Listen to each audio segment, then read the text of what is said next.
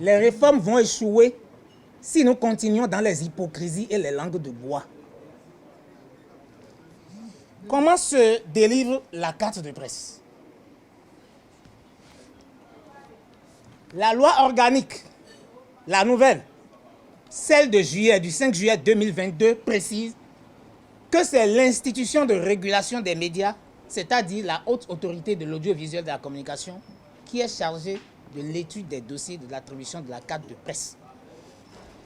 En relation avec le Code de l'information et de la communication qui dit que la qualité, là je cite, je n'invente rien, la qualité de journaliste ou de professionnel des médias est reconnue et attestée par la détention de la carte de presse. Je n'ai rien inventé, c'est ce qui est écrit dans le code. Ça veut dire quoi? Si vous sortez d'une école de formation professionnelle et que vous avez fini de faire les 2 ans de salle tel que c'est prévu dans les conditions, dans les critères tels que définis par l'adhésion de la RAC portant réglementation de la carte de presse, si vous ne demandez pas et que vous n'obtenez pas votre carte de presse, au cas où il y aura un problème, on peut ne pas vous reconnaître comme journaliste, bien que vous soyez détenteur d'un diplôme d'une école de formation professionnelle agréée par l'État. Ça, il faut le souligner.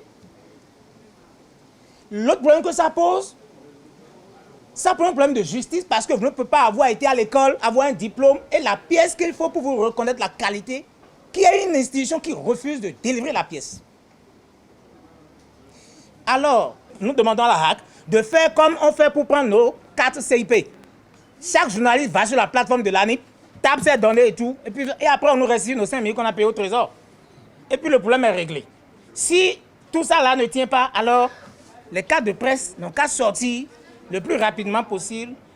Autrement, moi, je proposerais aux organisations fêtières de saisir les juridictions de la République qui sont chargées de régler les contentieux entre l'administration et les usagers. Parce que là, nous sommes dans un cas de conflit entre l'administration de la RAC et usagers que nous sommes.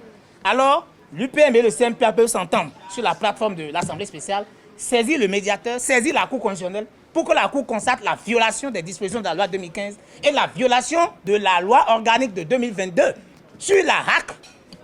Et quand les conseillers seront devant la Cour et que les représentants des fêtiers seront devant la Cour et qu'on va engager le débat devant la Cour, je pense qu'à cette sortie d'audience, les cadres vont sortir.